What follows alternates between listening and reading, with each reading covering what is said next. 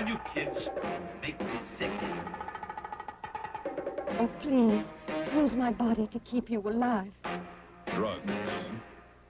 Often the introduction comes in the form of a goofball.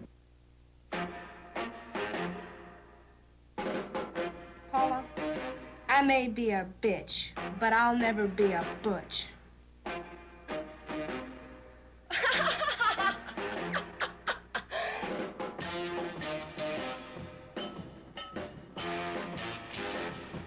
You're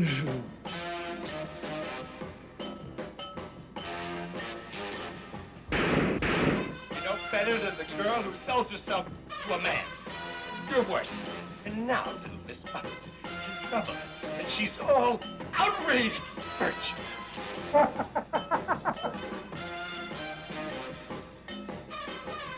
I have a drug here, LSD. Perhaps you've heard of it.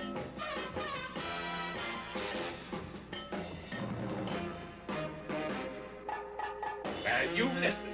And you listen well. You're damaged merchandise, and this is a fire sale.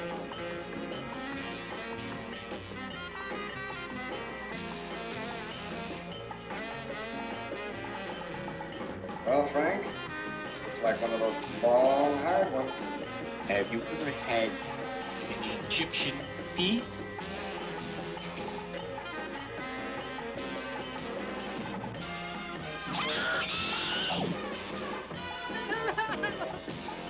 Greg, look at your hand. Our hands are bleeding. It's Montag. He's doing it. Down inside, you're dirty. Do you hear me? Dirty.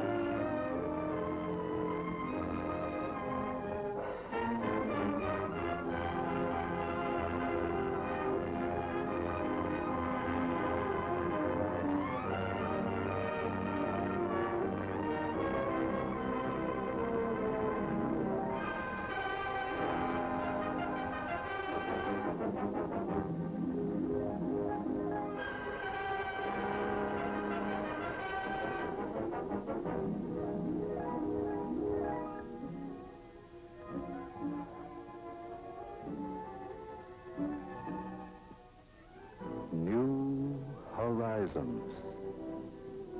In a restless search for new opportunities and new ways of living, the mystery and the promise of distant horizons always have called men forward.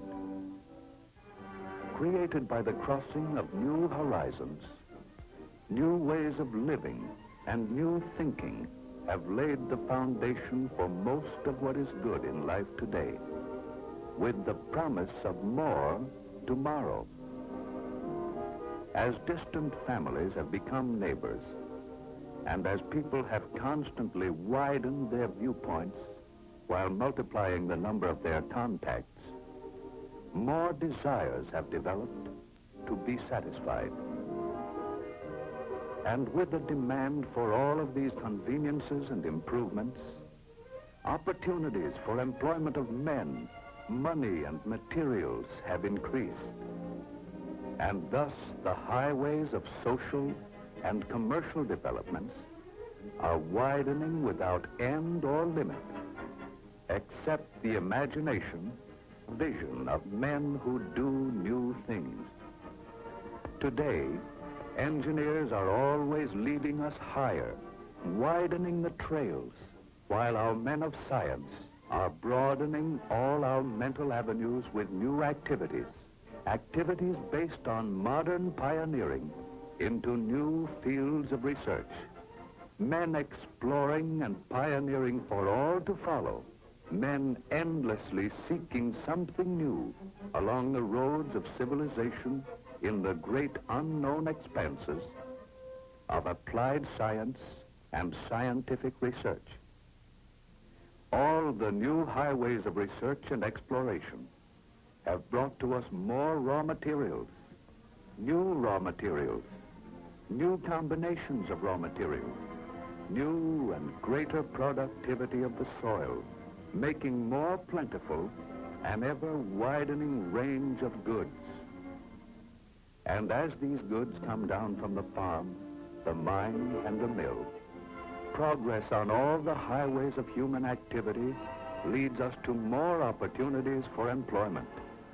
An ever-widening range of goods made ever more plentiful from east to west, from north to south.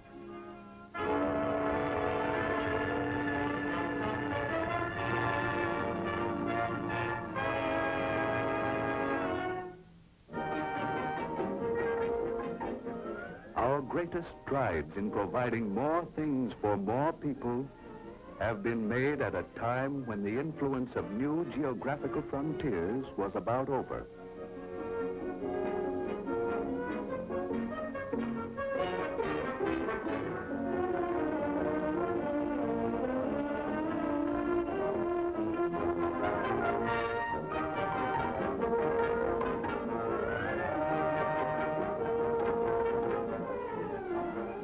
Mentally and physically, we are progressing toward new horizons.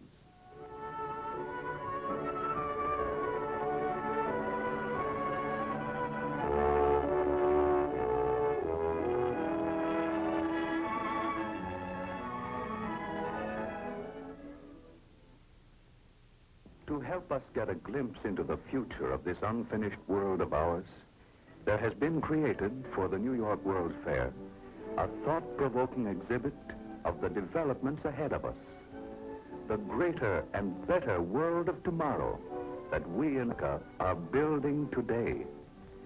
A vivid tribute to the American scheme of living, whereby individual effort, the freedom to think, and the will to do have given birth to a generation of men who always want new fields for greater accomplishment, and will always find new things for all others to enjoy.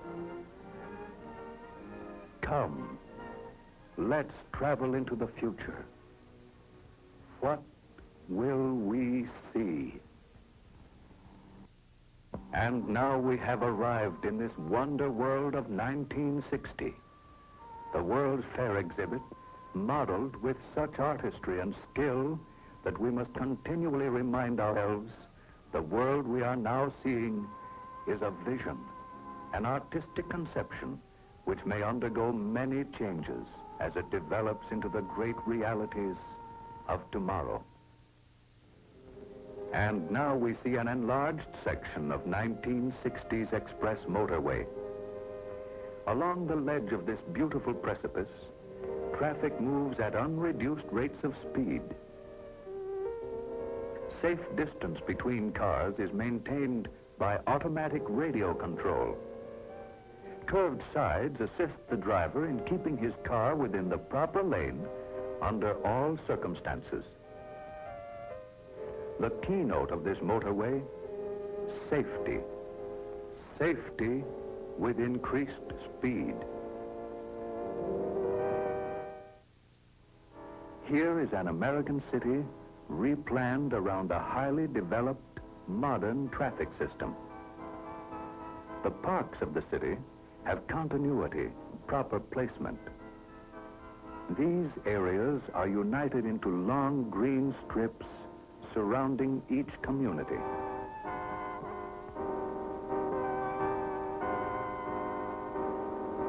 Along both banks of the river, beautifully landscaped parks replace the outworn areas of an older day. An industrial docking basin, newly completed, takes care of all the shipping from the adjacent industrial area.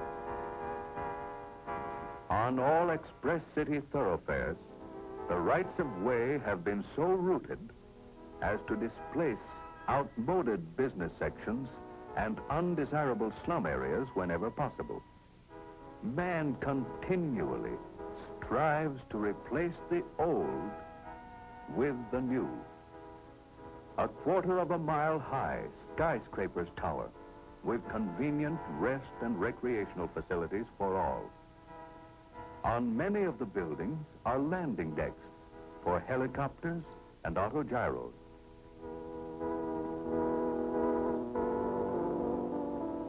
Rich in sunshine is the city of 1960. Fresh air, fine green parkways, recreational and civic centers. Modern and efficient city planning, breathtaking architecture, each city block a complete unit in itself. Here is an important intersection in the great metropolis of 1960. Elevated sidewalks give a new measure of safety and convenience to pedestrians. They actually double the available width for traffic in the street. And so, we see some suggestion of the things to come. A world which, far from being finished, is hardly yet begun. A world with a future in which all of us are tremendously interested, because that is where we are going to spend the rest of our lives. In a future which can be whatever we propose to make it.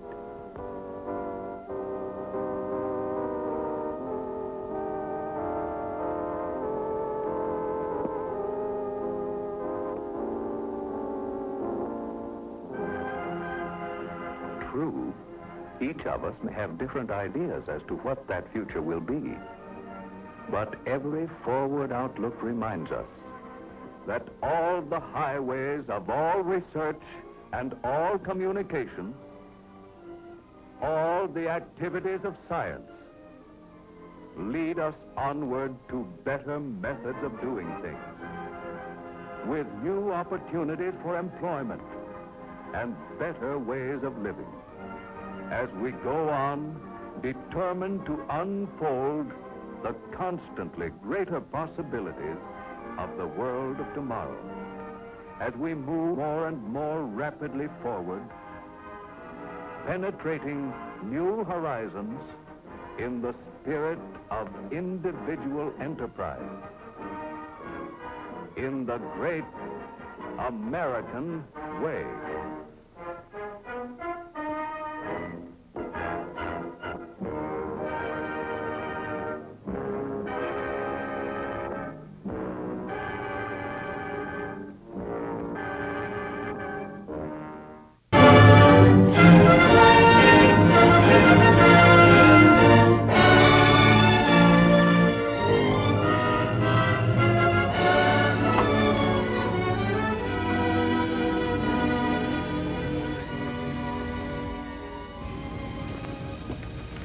There, miss. You see, the heterodynes are feeding back into the stimulus reaction activators, causing non-snaps of the motor control resistor units. Oh, that's good. No, lady, that's bad. But your regenerative circuits are tuned asynchronously, and that causes concatenation in the intermediate amplifiers. Well, that's bad, isn't it?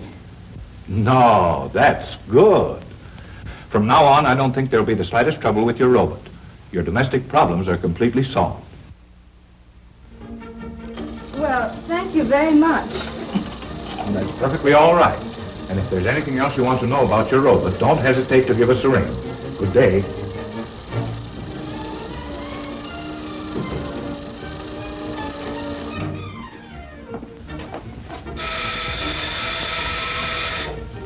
Rollo, answer the door.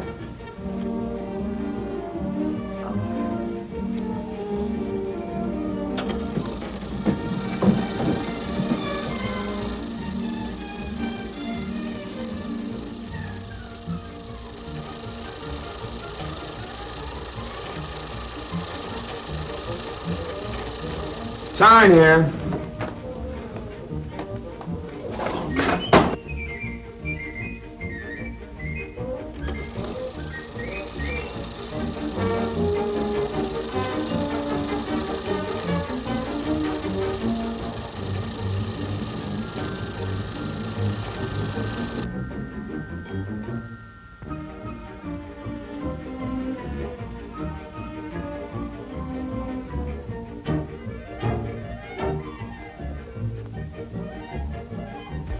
Lars, Rollo, fix.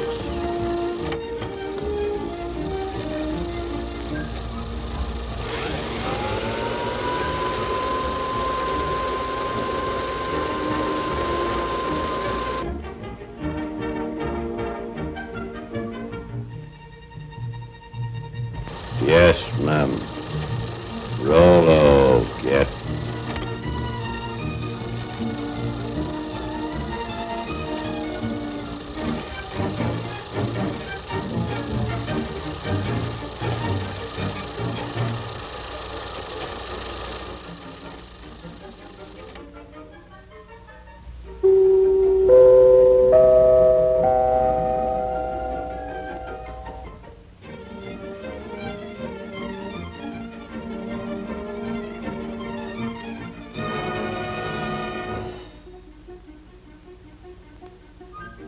Yes, Rollo the robot, the chromium-plated butler, is just a daydream after all.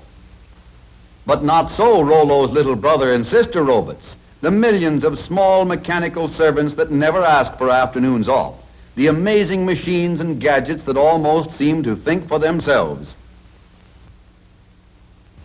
The tiny clockwork brains and heat regulators on our kitchen stoves apparently do almost everything except read the cookbook.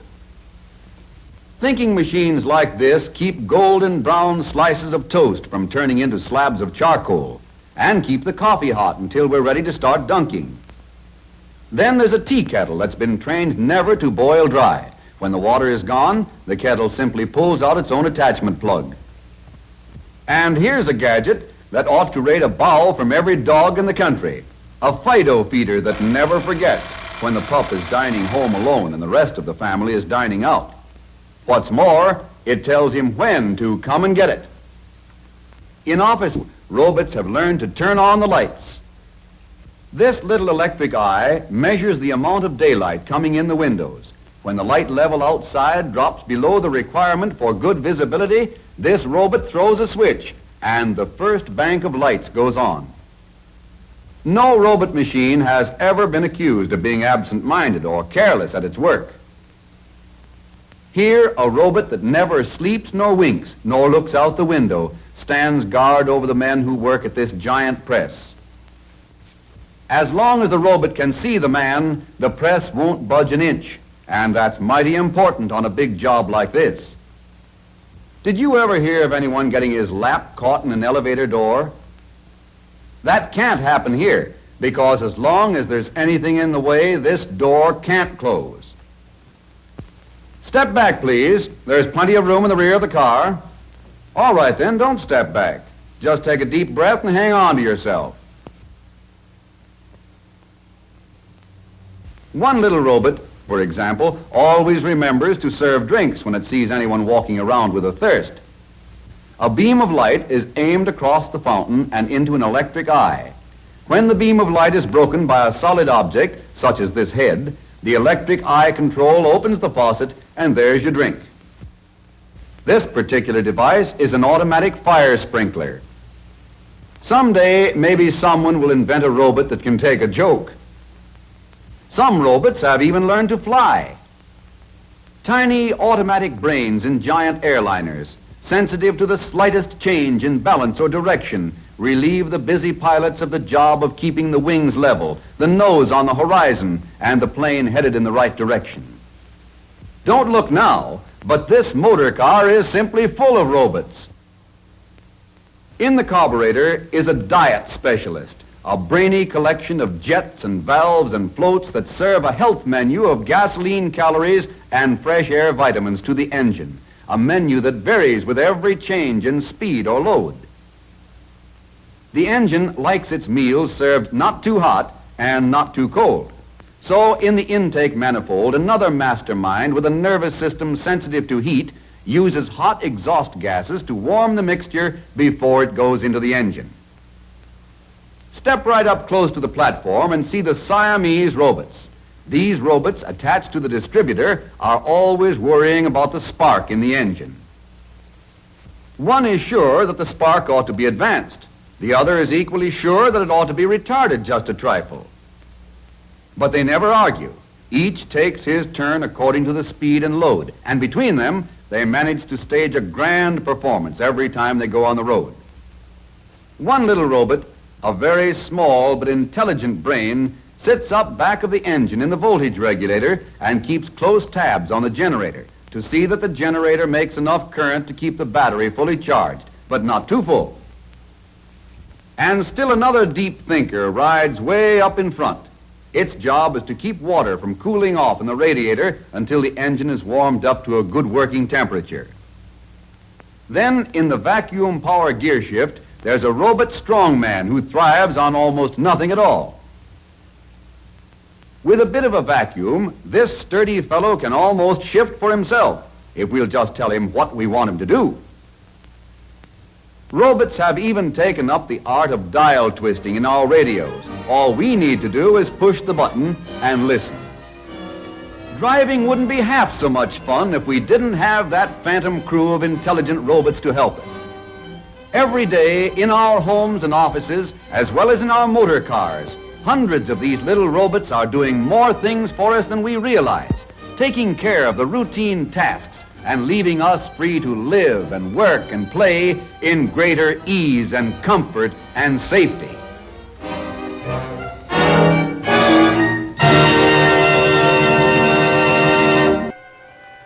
I dreamt last night the moon was so bright it melted the walls away. And it wasn't alarming when I saw Prince Charming come into my bedroom and say, let me persuade you to come to the place where tomorrow meets today. ooh, thank you. It sounds very exciting. May I come just as I am?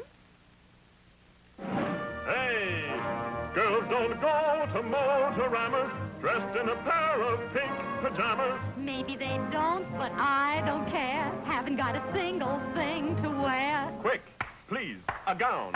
Ooh, I'll be the talk of the town. Oh, my. Go after it, fly. I followed my heart through the night past 1,000 windows, yellow with light. Down, down it fell, and it landed in the Waldorf Astoria Hotel.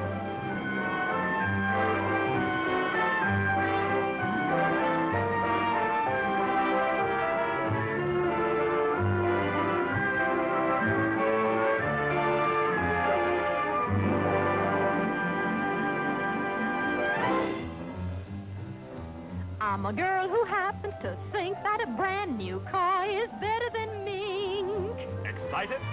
Delighted. So glad I got invited. Since it's just a dream and involves no money, which one would you like me to buy you, honey?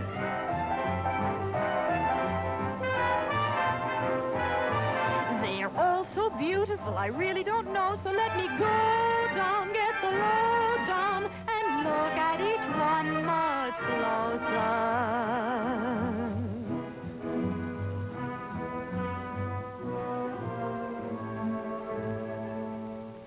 I want a Corvette. I thought you would. Ooh, I want a Pontiac too. Okay, we'll have the usual two-car garage. How do you feel about this fine Oldsmobile? It's easy to see myself taking the wheel. This Buick's a beaut. I'll try it. Ooh, what a dreamy ride.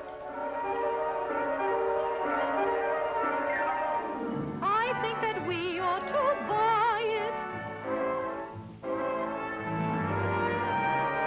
Let's go all out and buy a Cadillac, too. I can hardly wait for this dream to come true. Hey, lady, your apron is showing. Better get her into the kitchen quick.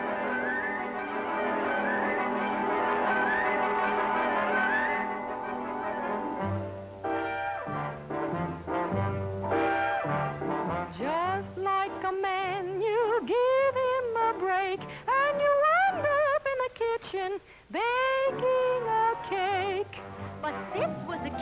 like none I'd seen. Put a card in the slot, and onto the screen pops a picture of just how your dish will look, plus all the ingredients you need to cook.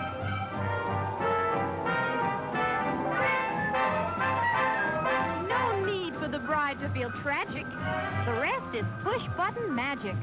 So whether you bake or broil or stew, the Frigidaire kitchen does it all for you. Don't have to be chained to the stove all day. Just set the timer and you're on your way. Tick-tock, tick-tock, I'm free to have fun around the clock.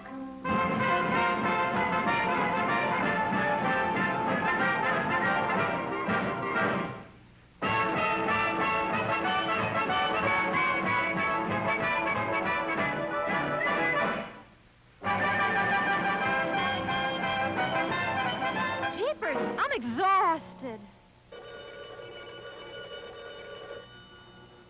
The kitchen of tomorrow is calling me. My cake is ready.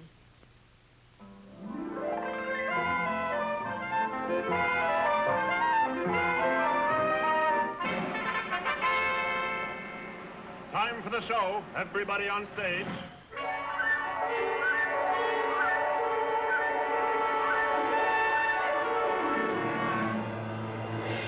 And now, a glamorous dancer in a special number, Dance of Tomorrow.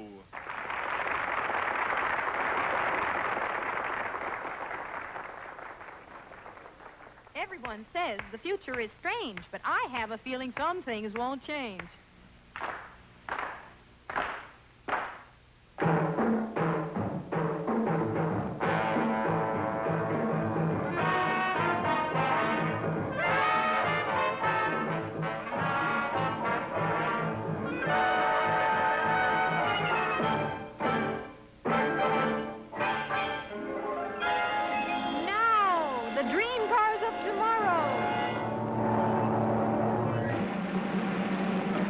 A magnificent Eldorado town car by Cadillac. Ensemble by Christian Dior of Paris.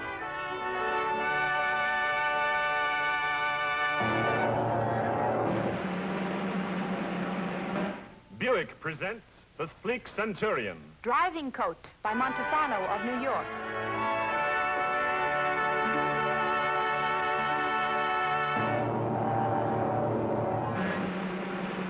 Oldsmobile's elegant Golden Rocket. Sports Outfit by Pat Primo of Los Angeles.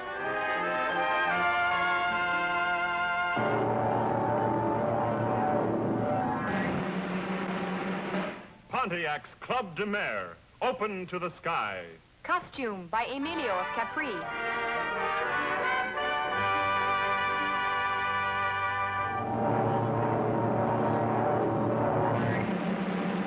Chevrolet's Impala, graceful and swift. Silk Casual by Digby Morton of London.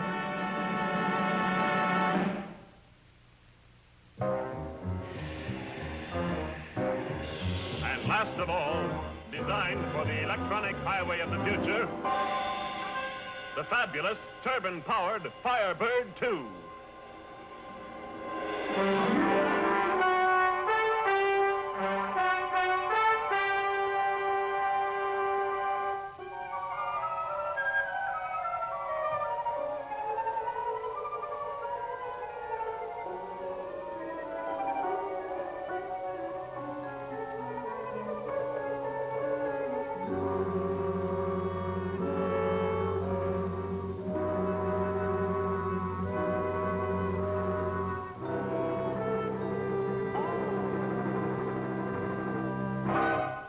It's you!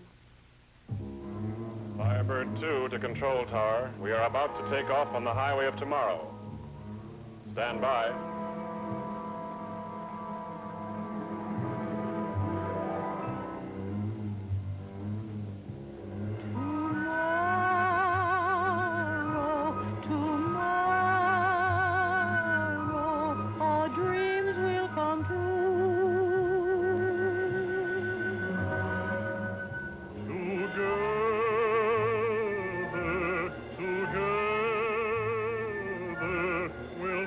The world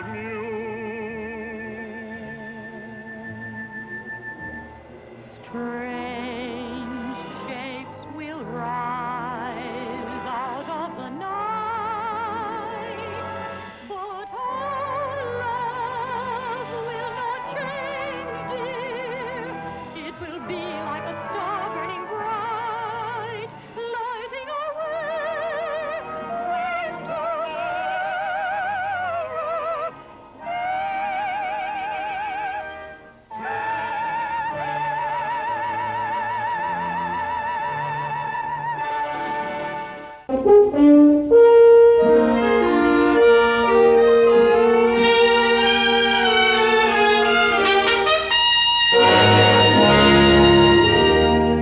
In appreciation of the stylists of America,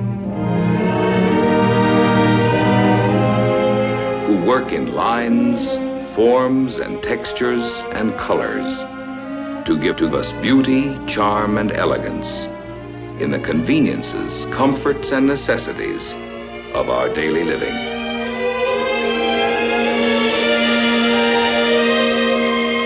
As a tribute to men and women who design.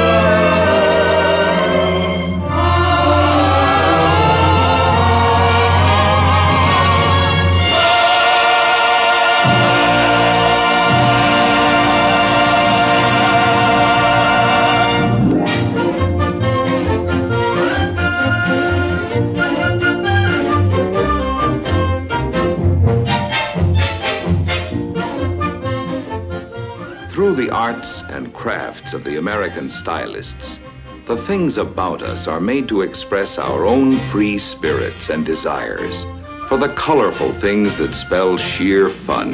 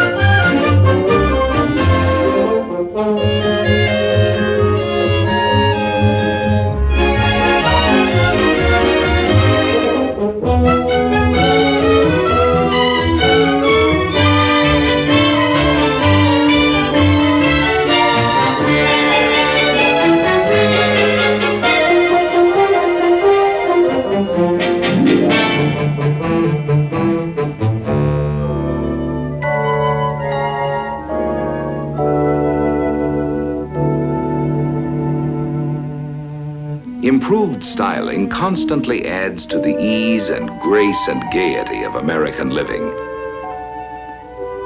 The things we have in America are ever-changing. The studios and workshops of our stylists pour forth a never-ending flow of service and of artistry. Lines, planes, forms, and substances in colors.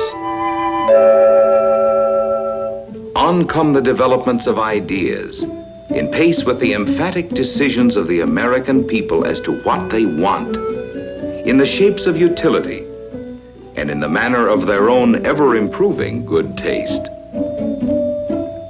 For our home life, the stylists are creating new expressions of utility, convenience, and beauty in the everyday things that serve us. Wondrous possessions which have new grace and glamour are offered the American people.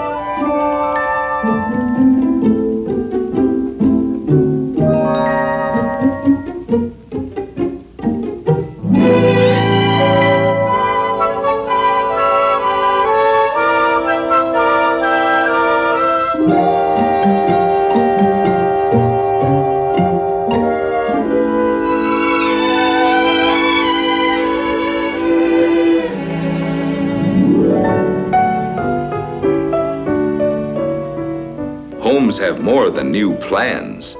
They have new patterns for living, made attractive by luxurious interiors. Living space is enhanced by new materials and accented by subtleties of color selection.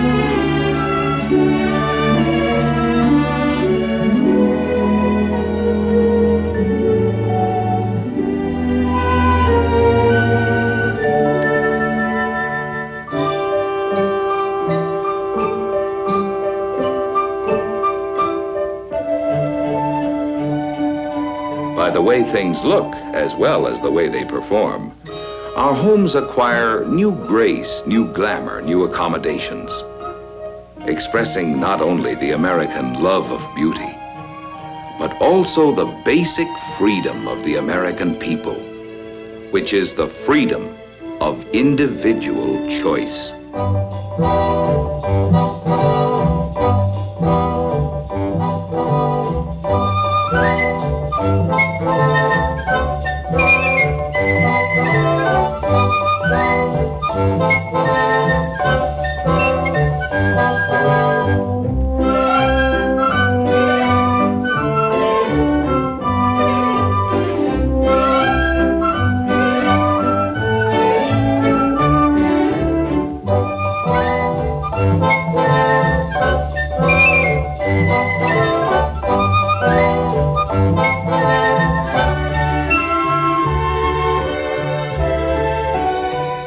In form, proportion, rhythm, and variety, the stylists leave their unmistakable marks on everyday conveniences in flowing lines and graceful shapes, which we as Americans may enjoy.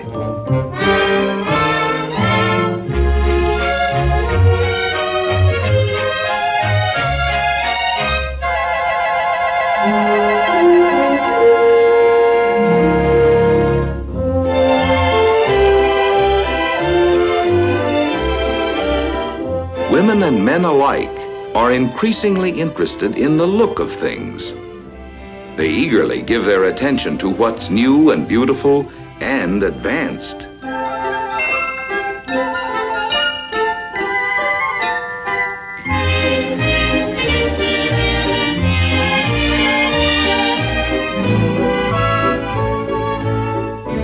Modern packaging does more than wrap and hold and conceal. Stunning in color, ingenious in design, it brings festivity to the marketplace, tempting, hinting, and revealing.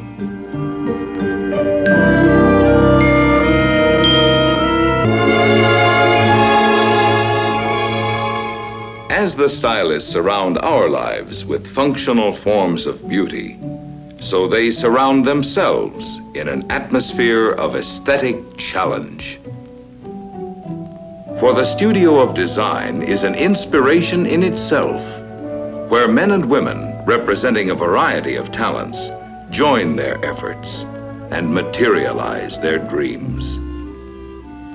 To give us a better understanding of the basic elements which go to make up the American look, let us look at an example of how styles and designs are created and developed.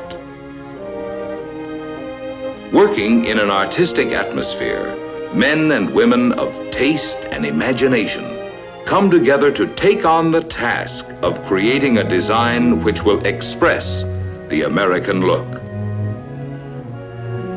To every stylist, engineer, draftsman, and clay modeler, as well as the specialists on color, fabrics, and metals, the creation of a new design is a complex process and a tremendous challenge worthy of their most exhaustive effort.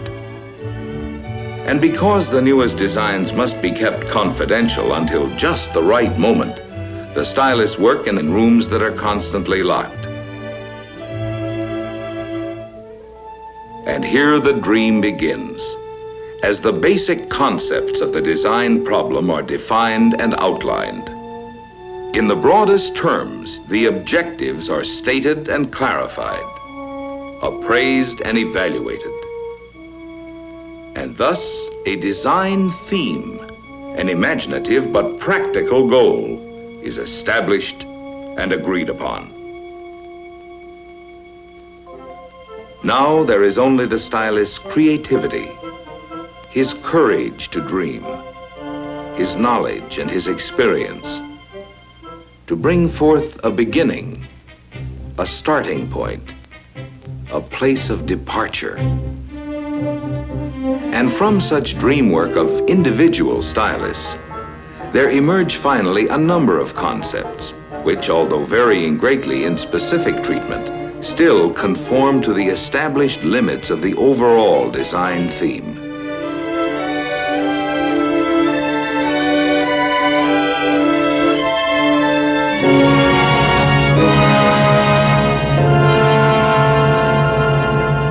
Now the choice narrows down to one or two concepts, which combine the best styling features from all the other efforts. With the basic concept established, the design must now undergo an intensive period of improvement, refinement, changes, and revisions. Emerging at last as the culmination of ideas developed in many minds through many months.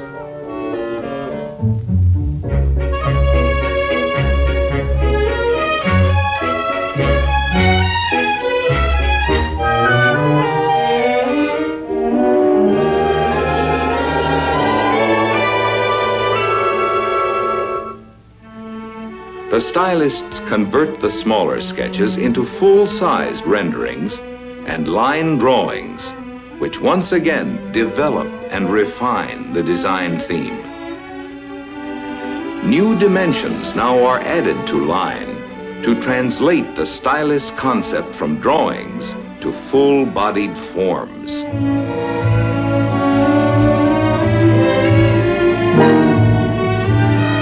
To model the detailing for the finished design, a pliable material is needed. And the form is sculptured into a faithful bodily expression of the full-sized line drawing.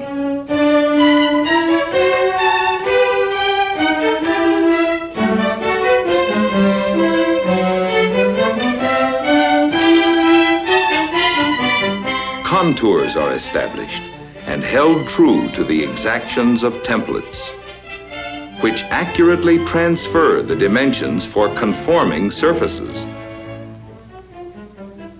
At the same time, the individual art forms of decorations are sculptured in clay for a continuing development of the three-dimensional theme.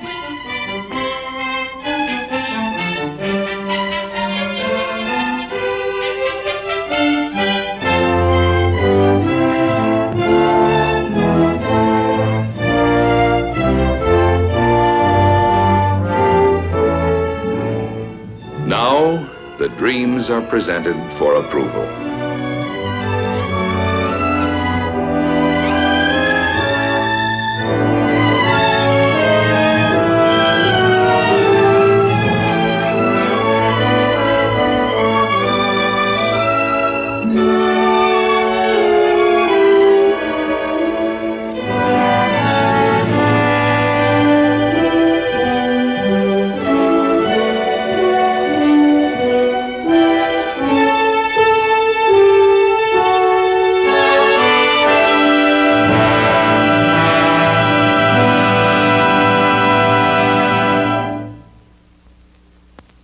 Only a short step behind the exterior concept is the design theme of the interior and its concepts of complement in color.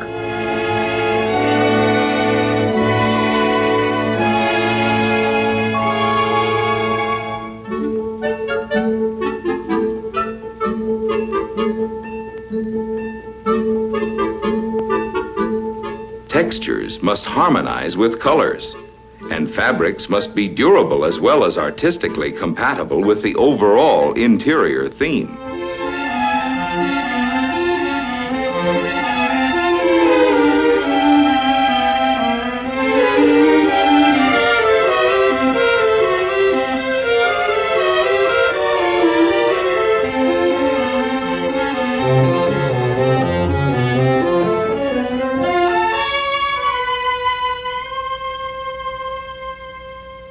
Each design concept, exterior as well as interior, is now translated from clay to plaster, from plaster to fiberglass.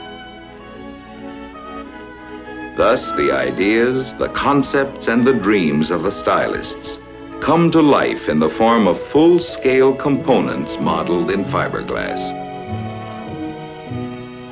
To give us the blend of functional beauty, now comes the final transformation into metal, glass, fibers, and fabrics. Modern technology has supplied the American stylist with new materials of intriguing lightness and great strength. The distinguishing marks of the new American look are in art forms, in colors, and in the expressive changes of surface which bring out the new textures and the interplay of materials. Designs in straight, delicate lines, designs in graceful curves, designs of strength without bulk, beauty of function as well as beauty of form.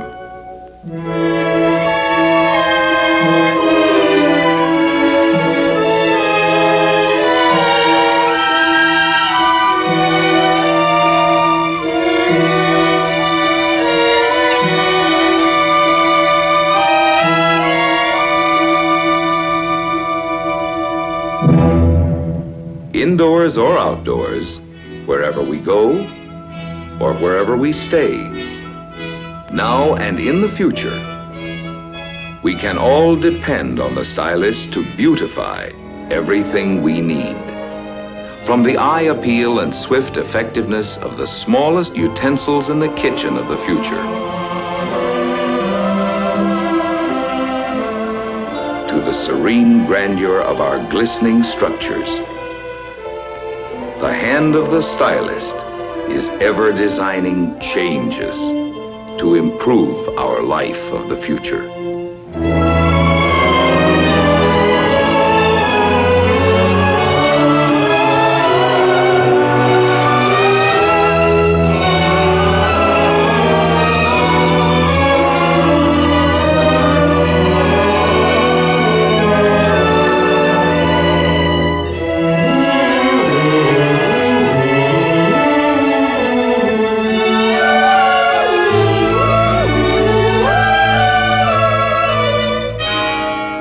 Thanks to the American stylist. Yes, thanks to the men and women who design.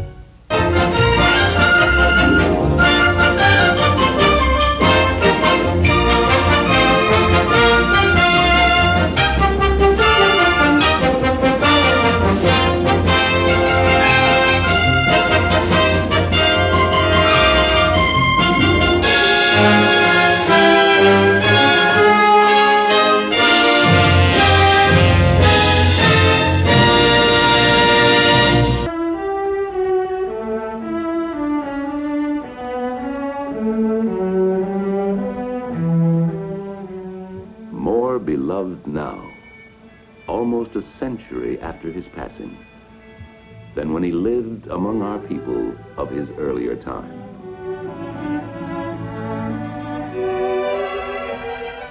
It is proper that his nation pays him honor by putting his likeness, grave and kindly, on the most abundant of our coins.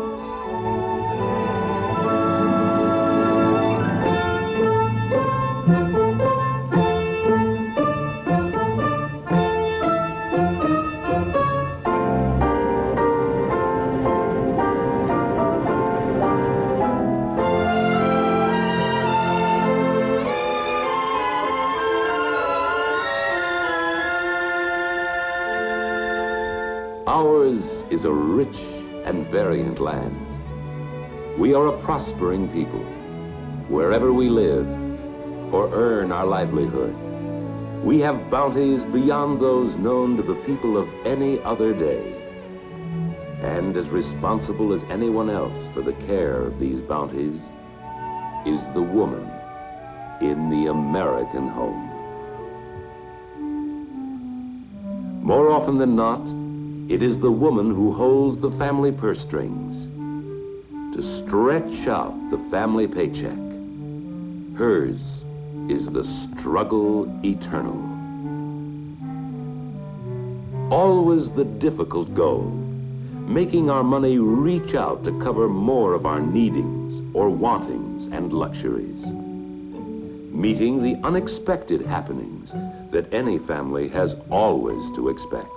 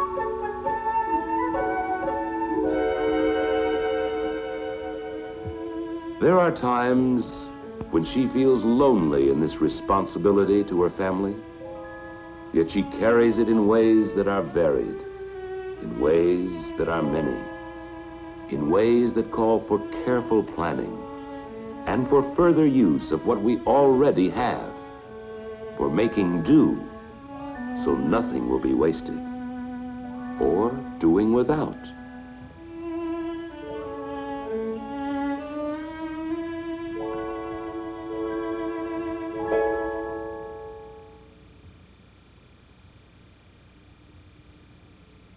She unfolds and refolds the paycheck and molds it in the ways of thrift, making a fine art of doing so.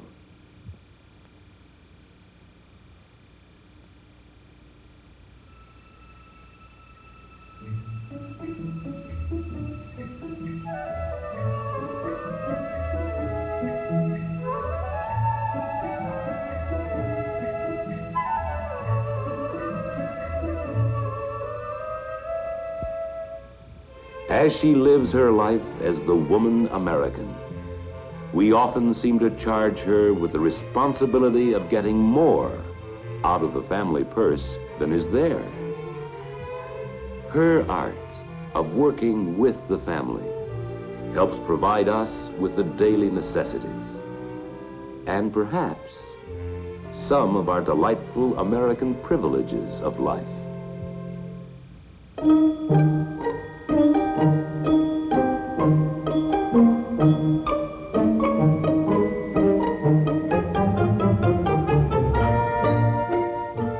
Always, the art is based on saving, by reducing the family needs, as well as by spending, for she spends to save and saves to spend.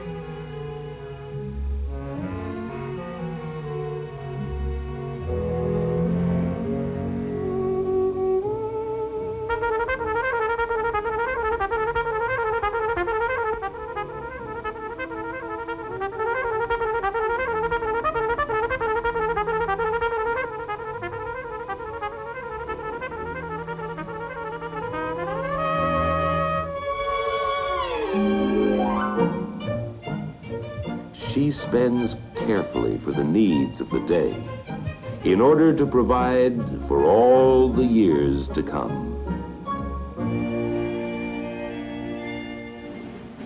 In any American home, the woman American uses the resourcefulness of her personal efforts to make the family money go round in the search for quality and price.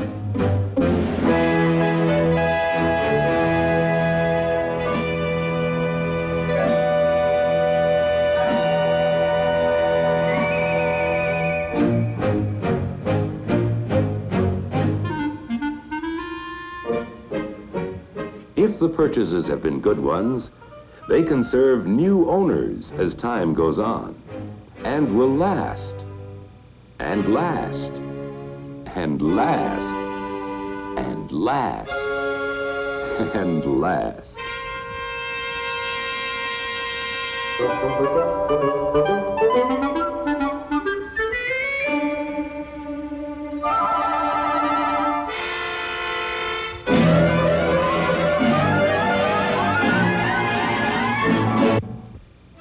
Those who sell and all who manufacture what is sold know that American women often have the deciding voice in whatever we come to buy. They offer her the romance, the adventure of choosing from foods gathered from the four corners of America, and indeed from all the world, all well lighted for selection, placed where she can reach them, arranged for time-saving as well as money-saving selection, even though she may shop only once a week. Behind all she sees and buys are suppliers, and suppliers of suppliers, men and women who know how much the many pennies they save in handling what she buys before she buys may mean to her in individual purchases. These are pennies saved that enable her to give the family more for the penny. Looking for low price, she may be wiser than those who think the most is always the cheapest.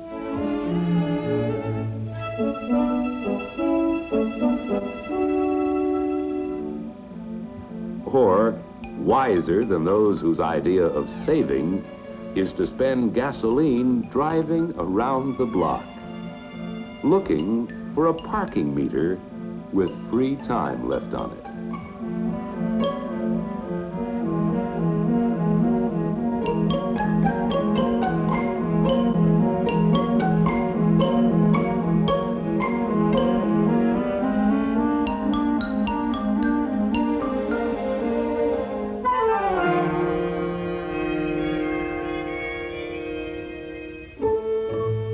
Her thrift is concerned with weighing the cost of present needs against the rewards of saving for future necessities. While always she considers price, she looks also for those values, those qualities that provide for better appearances or promise to give us lasting satisfactions. We see to it that whatever we buy is functional, that it is individually suited to the purpose for which we are to use it. The fine art of practicing economy with a larger view.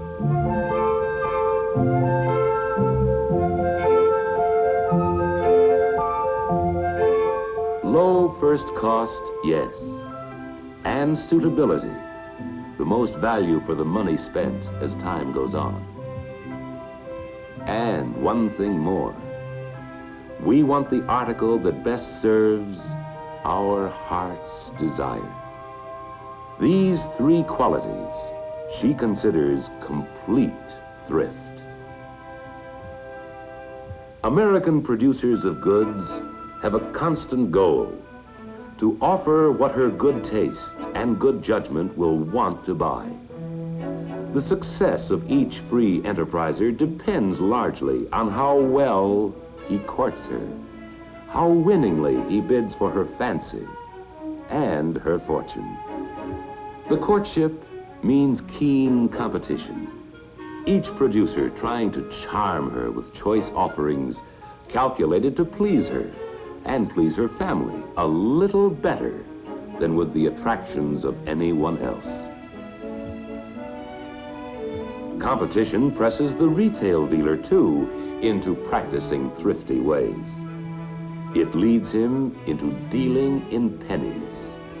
For pennies make all the difference in what is bought or not bought. Pennies. American industry, to save production costs, carries on a continual search for ways of keeping costs down to hold prices down, so our products can be priced to stand out in our competitive American market. Lumbering turns what once was waste into new materials that help provide for family wants. Better, more serviceable articles for us to use and treasure.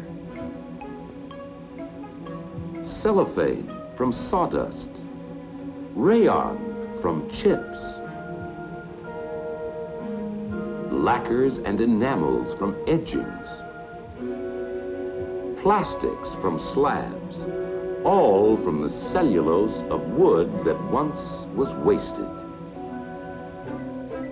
Costs are lowered often and prices held down by packing only the concentrated goodness, the essence of the goodness, and so reduce the costs of shipping needless bulk. Volume is important in low cost. Any machine tool that turns out things we need may cost the same whether the machine is used to turn out a dozen or a million.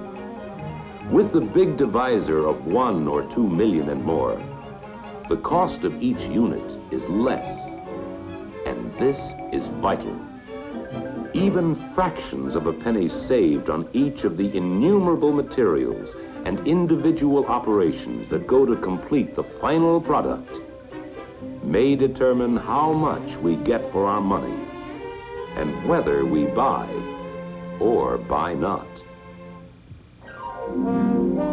The supplier of metal makes better use of time and labor by building his plant near the foundry where engines are cast. The costs and the pricings are held down by devising an improved way of doing things more economically. The molten material is carried over the private road, running between supplier and manufacturer. With the metal ready for casting when it arrives, the expense of remelting is gone. The savings are passed on to us, not only in prices held down, but more notably in products that are more and more reliable. Inventors, engineers, and manufacturers continually offer us improvements so we can have things with new beauty, longer life, and low maintenance costs. Improvements we can afford because they are economically produced and that can be bought by more and more people for less money than they ever cost. There is something else we want too. An opportunity to choose the attraction that serves the purpose for which we want it. Our wants and tastes differ. We are not all alike in what we like. Some of us have one like. Someone else has another like that's different. Depending upon who we are, where we live, and where we go from day to day, we differ in our desires as to style. Some families roll away on long trips once a year. Others take their travel in weekend lots.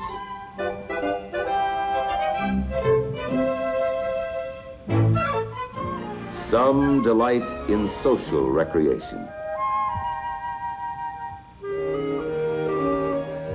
Some give their leisure largely to community affairs. And there are those who prefer a thrifty privacy.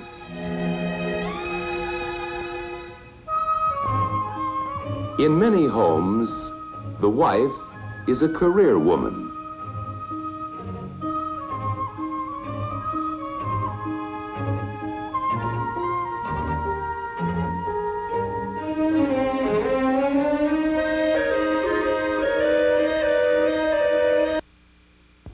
In other homes, the daughter goes to college. And then there are families where father and son form a working team. Whatever our way of life, our savings include giving the best of far-seeing care to the possessions we rely on. We insist on quality and give it the treatment quality deserves.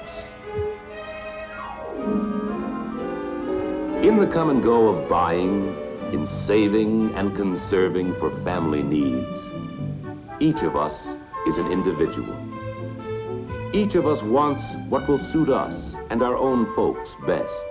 And so the producers of our free enterprise goods have to work to give us a wide variety of good old American choice. The things that are right for us as we see it. All brought to us by American competition in economy, providing us with the good life of plenties we enjoy.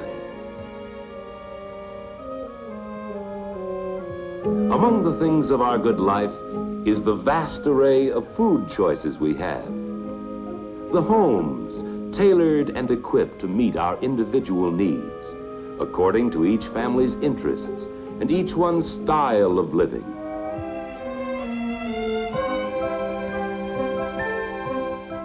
Competition puts labor-saving, time-saving devices in our homes that free a woman so she can add to the family income by carrying on with a working career.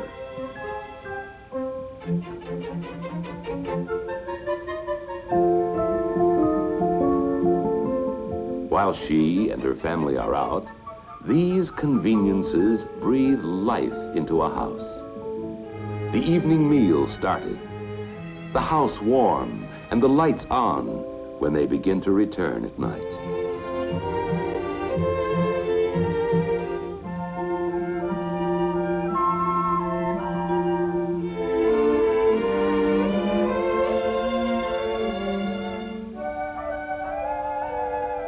Competition to win family favor makes it possible for us to be well dressed at the price we can afford to pay, low, medium, or high. But our thrift does more than spur competition in material offerings of convenience and service.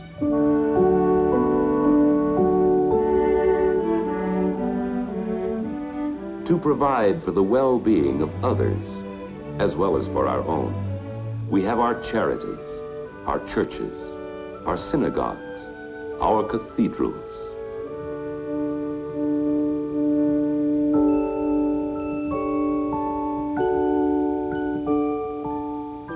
Our traditional American thrift, and particularly the thrift of our womenfolk, finds the way to provide for the future.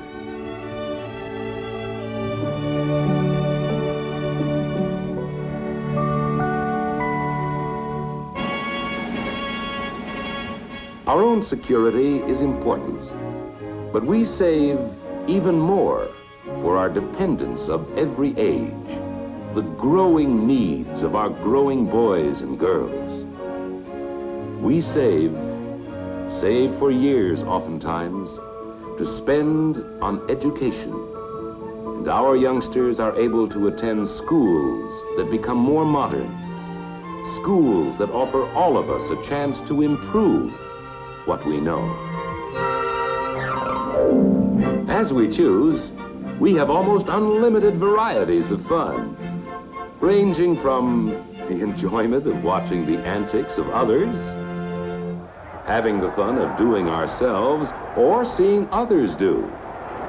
We may indulge in all the excitement of water sports, or take our rolling waves powder dry.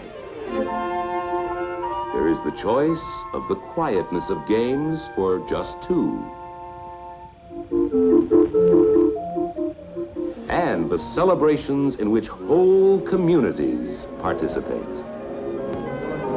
American thrift, with our savings, has afforded us places to go. We can see the wonders nature carved out long before America came into being. We can see the scenic grandeurs of our nation and the cities built by all the races and nationalities which have come to people our great country.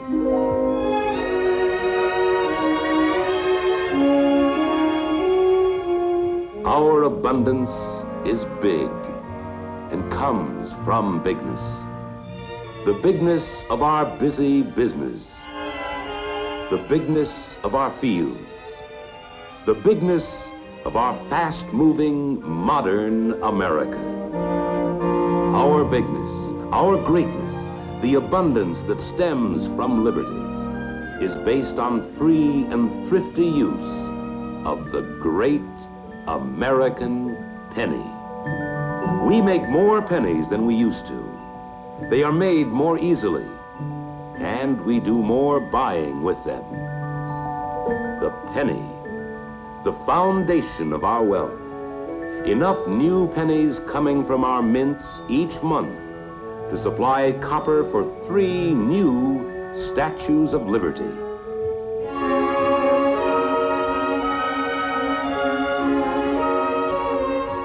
Originating in the spiritual values of liberty and spurred on by a thrifty sense of progress,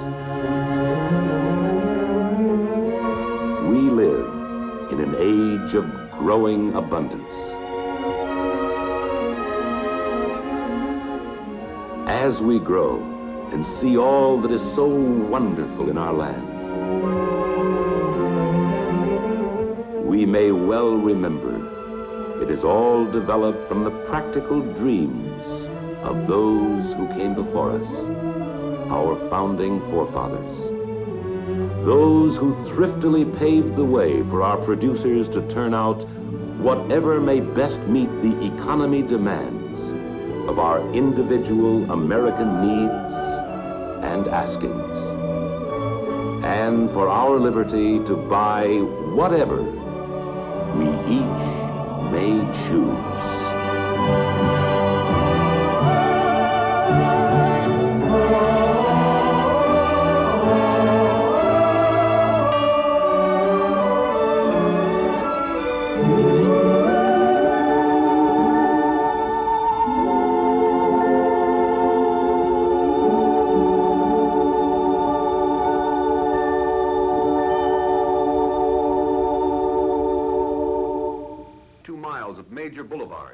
There you'll find strategically located poster panels.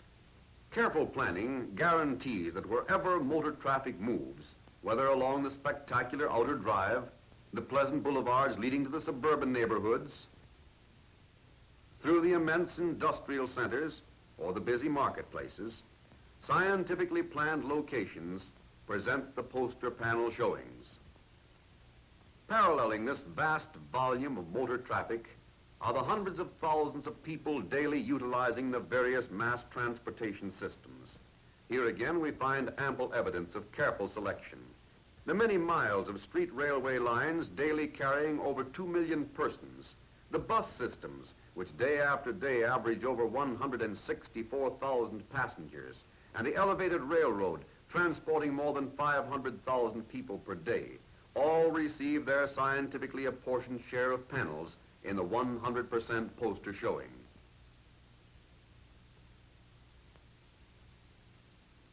But scientifically planned showings must cover more than just the main thoroughfares of transportation.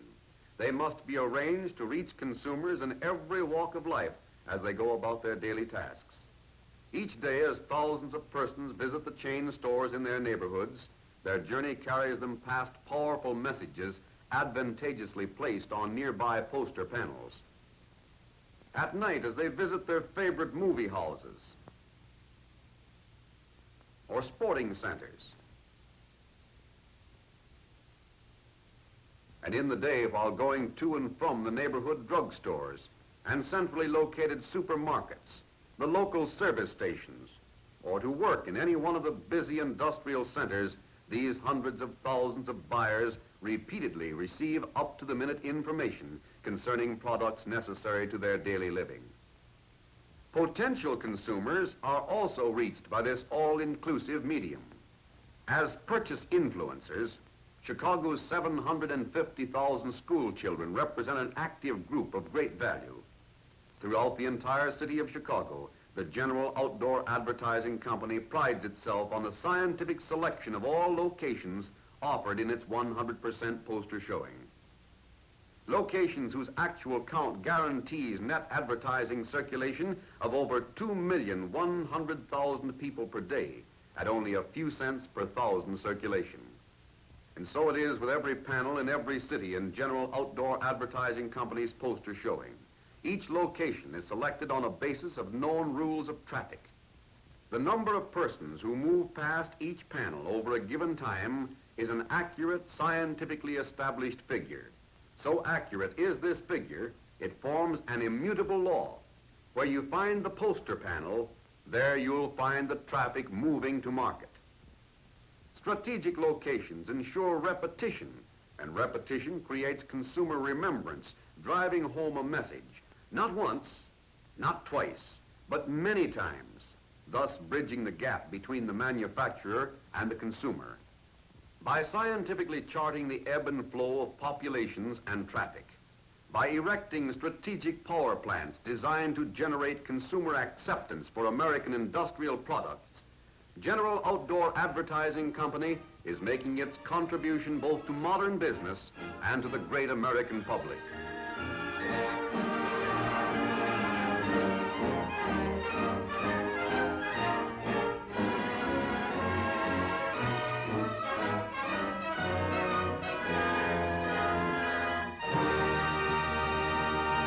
Something extra.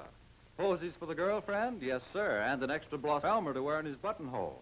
Everyone likes that little something extra. A dozen rolls, and the baker tosses in an extra one to make it a baker's dozen. The butcher throws in an extra bone for the bow wow. Every locality has a different name for it. Way down east in New England, they call it something to boot. In the deep south, they call it lanyard. At your neighborhood service station, they call it Esso. The new Esso gives you premium performance, unexcelled at regular price. And the new Esso Extra is unexcelled at any price. Extra quick starts, extra power, extra anti-knock. You can take your choice. These two great gasolines are both extra value for the money. For service that is tops and gas that's extra fine, there's a smile for every mile at the Esso sign. E-S-S-O makes your car go. Happy motoring.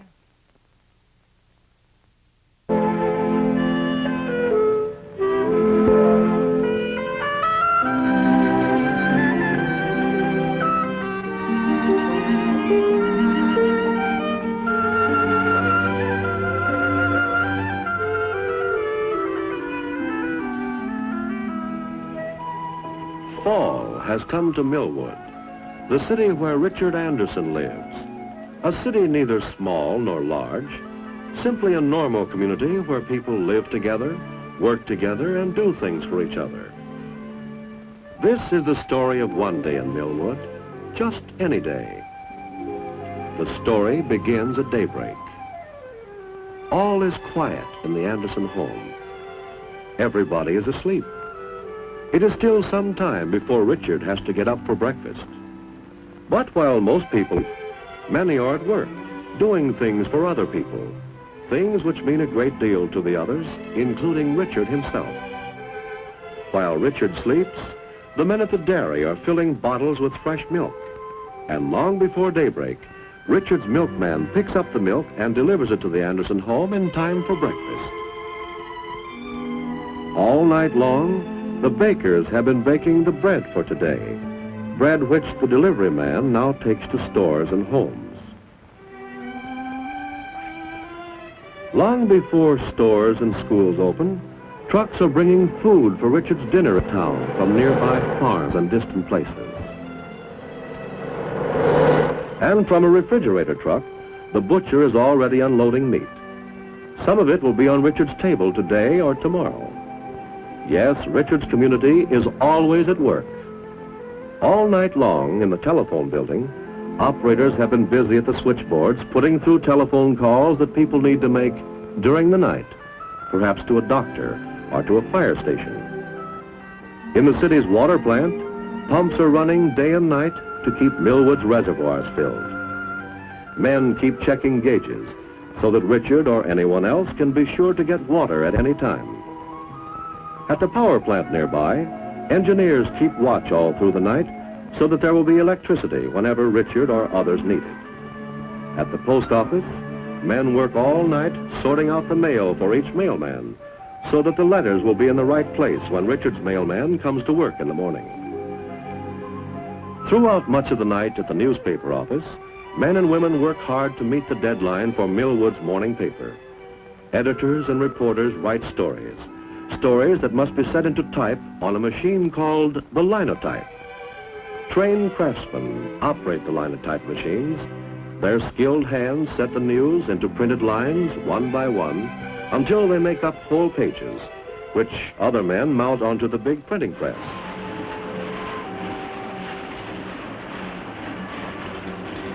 Just before daylight, the pressman checks the first copies as the newspapers roll off the great press.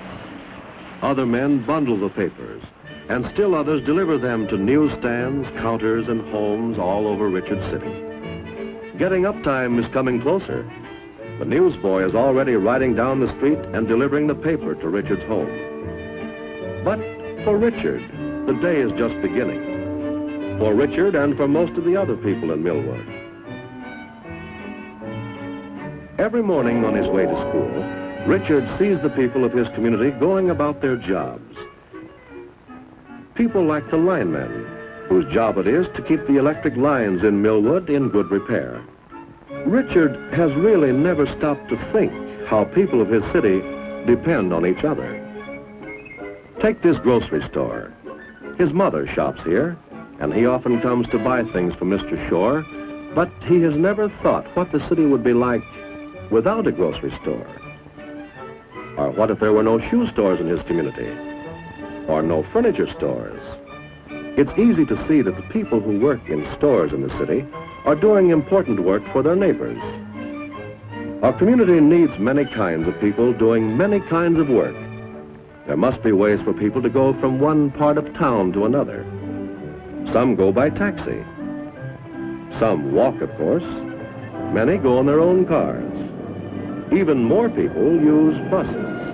They are a little slower, but easy to use and cost less than taxis. Autos, taxis, buses. These are the means of transportation in Richard City. Of course, there are bigger buses that go to many parts of the country. They stop in Millwood, too. And there is a railroad station where trains come in and go to other cities and towns. Trains which carry people, freight, and mail. Trucks carry mail to the post office from the station or from the helicopter field. Helicopters bring mail to Millwood from nearby suburbs and towns. They need little space to land on. That's why they are good for carrying mail. Helicopters hop from the large airport to a lot near the post office. They bring mail and take away mail to and from towns nearby and back again to the city airport. Its long blades lift the helicopter right off the field and whisk it away over houses to the next landing lot. Airplanes need larger airports than helicopters. That's why Millwood's airport is on the city's outskirts. Many people come to Richard City each day and many leave it by airplane. Although Richard has never thought about it, he too has an important job in his community, the job of going to school, so that he can learn some of the things which will make him a good citizen when he is ready to take his place in the community. No matter what a person does to earn his living, many people in the community depend on him, and he in turn depends on many other people. People who work in factories making goods for the stores to sell. People who work in offices writing letters or keeping books. Some of the people are craftsmen and some are professional people, such as doctors and lawyers. Some are storekeepers. Many are housewives whose jobs are to manage their homes and take care of their children. Whatever a person does helps in little ways or in big ways to make his community a good place to live. In the city hall, people are at work for the city itself. The mayor was chosen by the citizens to run the city government with all its departments, such as the police department. Policemen help make the community a safe place to live in. They direct traffic so that autos will move quickly and safely. It is their job to see that people obey the laws of the city. Even though the people have made these laws for their own safety, at times they have to be made to obey the laws. The fire department is part of the city government. The firemen are always ready day and night to get to a fire as quickly as possible before the fire has spread and endangered the community.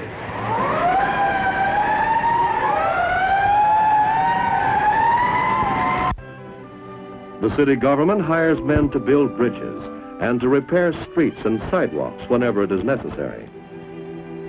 Street lights make Millwood safer at night, and there are men whose job it is to keep these lights burning. The city government also helps protect the people's health. It hires men to keep close watch over the city water supply to make sure that the water is pure. Men of the health department inspect places where food is handled to see that they are clean. Men of another city department collect garbage and burn it. This too protects the city's health. And there is a city dump for cans and waste that won't burn, so that Millwood will look clean and orderly. The city also provides playgrounds for children with special equipment like swings and slides and teeter-totters. After school, there is time for Richard to play on a community ball field. For the little children, the city has built jungle gyms and for grown-ups, benches to rest on while the children play. But parks and playgrounds are only one way in which the people of the community find enjoyment and recreation. There are other ways too. Tennis courts are popular on sunny days. And when it gets colder, there's the recreation center where people meet for parties and games. And all year round, there's the city library with books and records and films for young and old. This is the church Richard and his family belong to. Here he goes to Sunday school. There are other churches in town for people who worship in ways different from Richard's family. Millwood has a radio and television station. The programs come from this building. Many people work here. They are the men and women who act in these programs. Some men operate the big television cameras. Others control the pictures as they go out over the air. They see to it that Richard gets the right program at the right time. He often watches television at home. The programs are fun, and sometimes he learns a great deal from them. Then there are the movies. The Andersons go often to the neighborhood theater. One evening every week, Richard's father goes bowling. He belongs to a bowling league with some of his friends. That's his favorite evening recreation. At night, when Richard goes to bed, he may have thought very little about his community, what he has done for it, and what it has done for him. But the community's work never stops. There's bread to be baked, bread which Richard will eat tomorrow. There's milk to be processed, milk which Richard will drink tomorrow. There's the newspaper to be printed for people to read in the morning, and electricity to be made, and water to be pumped and filtered, and telephone calls to be put through night. So the work in Richard's community goes on day after day, night after night. People working for each other, depending on each other, all of them partners in making their community a better place in which to live.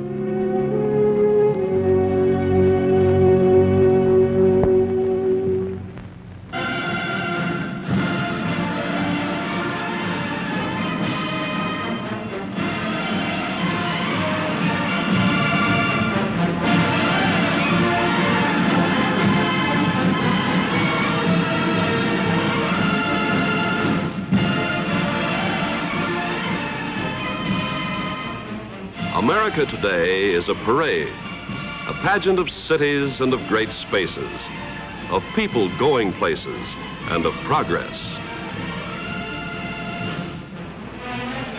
Appearing in the kaleidoscopic American scene are the beautiful and productive lands and the natural attractions for which our country is so well known.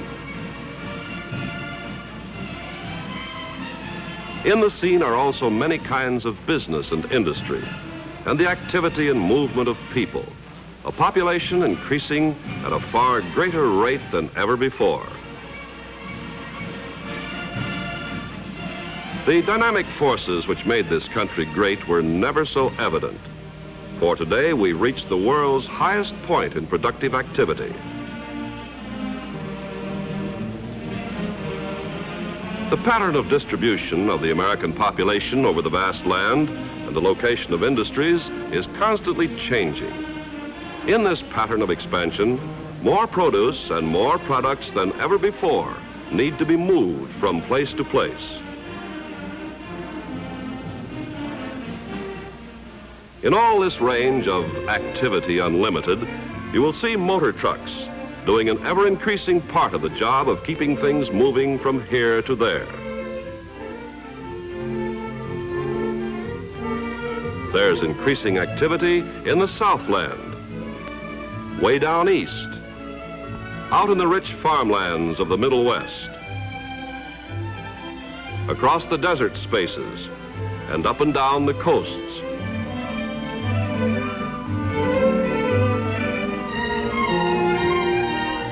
In this broad picture of America on the go, you'll find international motor trucks of all types and sizes doing vitally important jobs in the nation's transportation.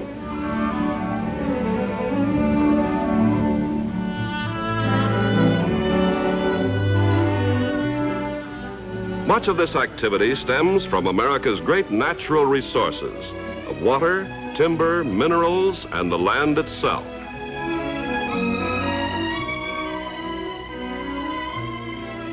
There's work to be done in the woods. The timber is harvested.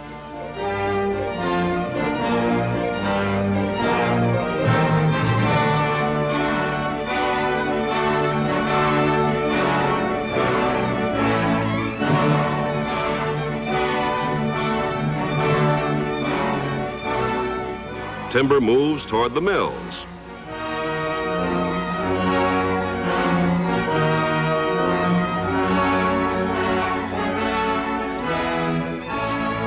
And the lumber will flow over highways to new houses and buildings, and to the fabricators of thousands of things made from products of the forests.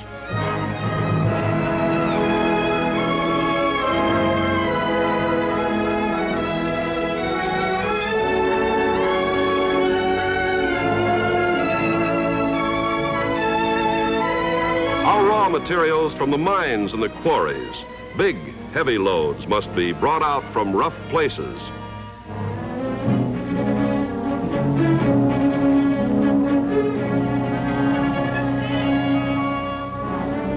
These are the jobs that are most efficiently done by the big trucks, like the heavy-duty six-wheelers and the big West Coasters that you see doing so many kinds of work in working America.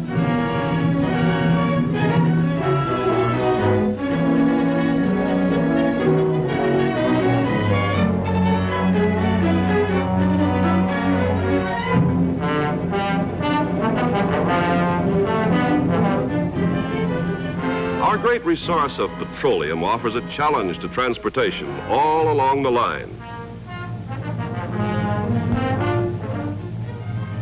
Exploring and drilling in the oil fields is work spelled with a capital W.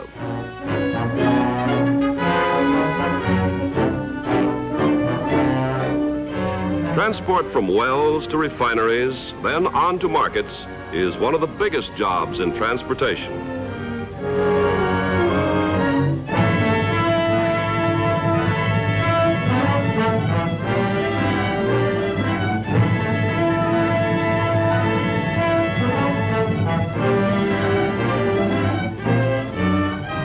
There's always boys work for trucks on the farms all over the USA today. Products of the farms must move to places far from where the crops were grown and harvested from season to season.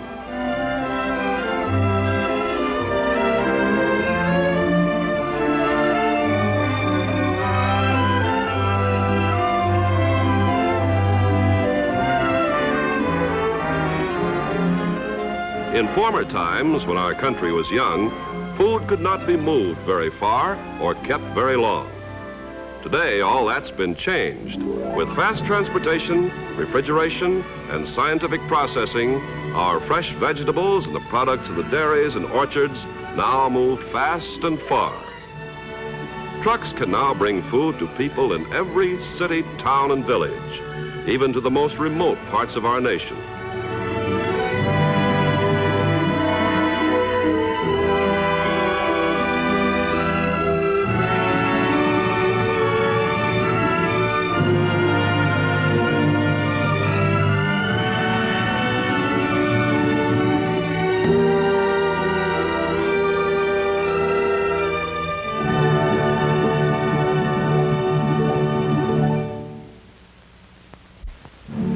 The farmer uses trucks in many ways.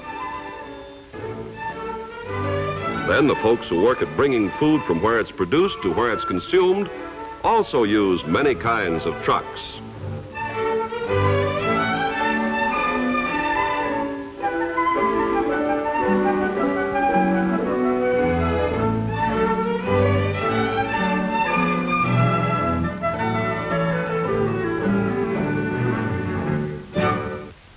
Cattle are raised in the grasslands, where the ranches are far from the areas of heaviest population.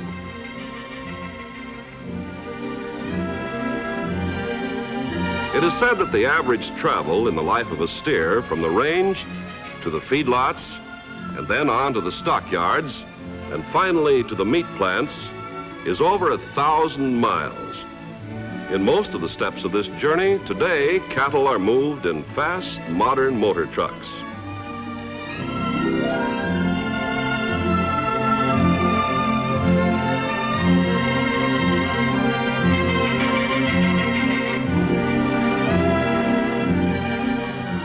The industrial production of America is the wonder of the modern world.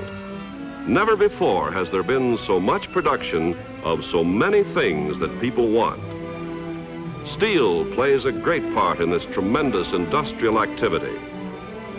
Bars of copper will become cables to serve communications. Most metals are heavy, so are their finished products. And here again are jobs for heavy-duty trucks with great power and load capacity.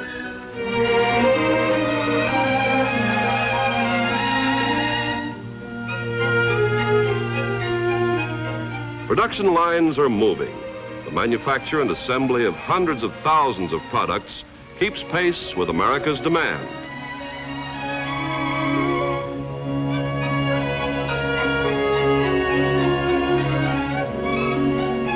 Wheels roll with materials to manufacturing plants, then with their products to warehouses, stores, and homes everywhere.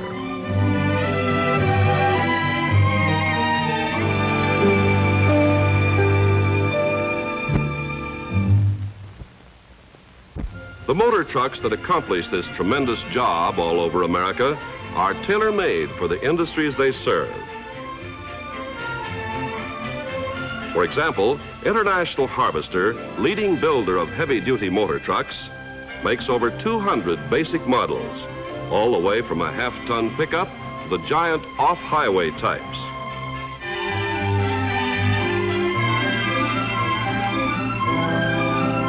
But 200 basic models are only the beginning. Actually, there are thousands of variations and combinations to fit the right truck to each hauling job. For instance, some highway requirements call for rear axles set way back to spread the load. Some users want the conventional type of cab. But in other cases, the cab-over engine is more desirable. For long hauls, many of the big trucks have sleeper cabs. there are literally thousands of other modifications in sizes and hauling capacities.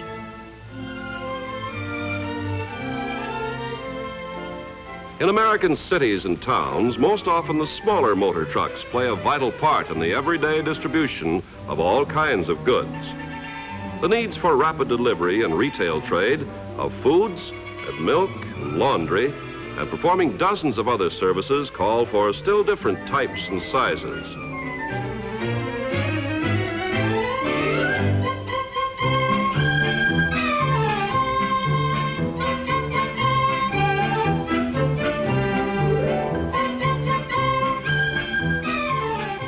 By no means the least important are the trucks that serve as connecting links with all other forms of transportation.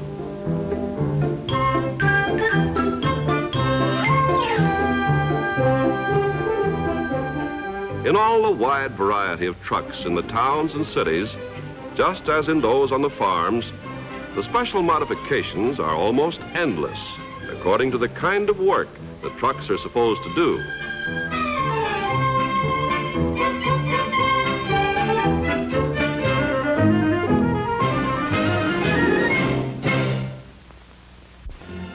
It takes many kinds of businesses to serve the public, and the people who render such services need many kinds of trucks.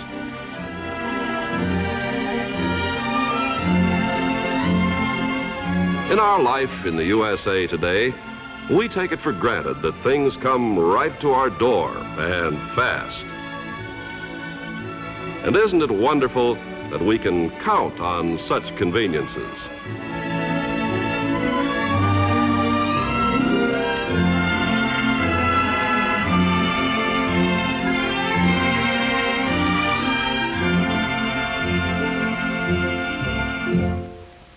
To keep ahead of the always changing needs of transportation, motor truck design and development engineering never stops.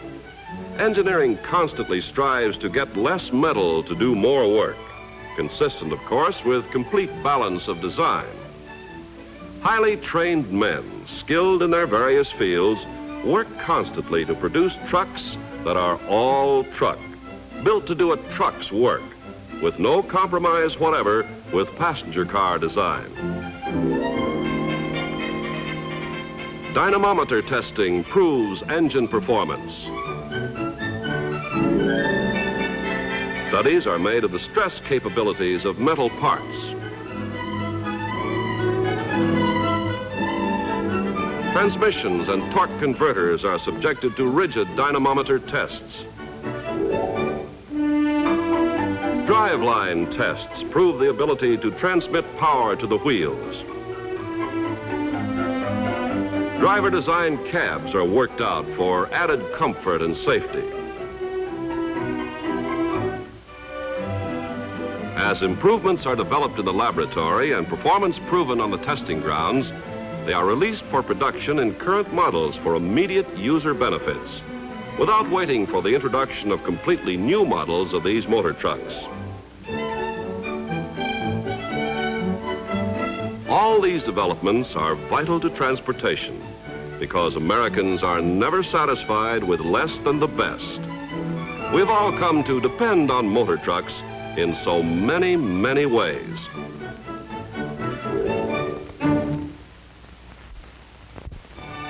A lot of us do our daily travel in a truck. A lot of us have friends and neighbors who are in the business of motor truck transport, and they number many millions over the United States. All the way from the individual user to the operators of great fleets of transcontinental haulers.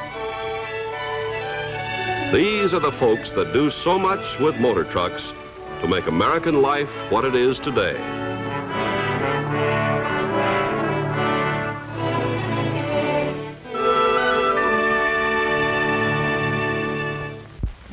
It's a broad span from one shore of our nation across to the other. This country is growing. More and more goods are being shipped, moved, and transported every day in the year. Motor trucks are performing an ever-increasingly important part in this vital transport service. And wherever you live or you travel, you will see these motor trucks serving every American every day.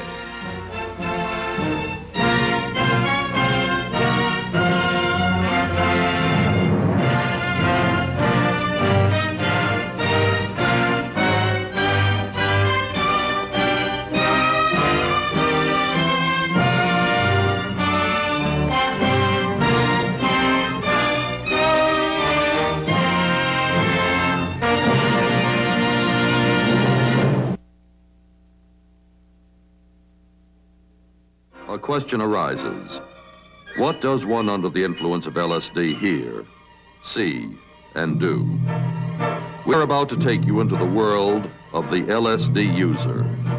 A world that to him is real, yet as terrifying and unreal as anything ever imagined. We call his trip of terror to fly a giant bird.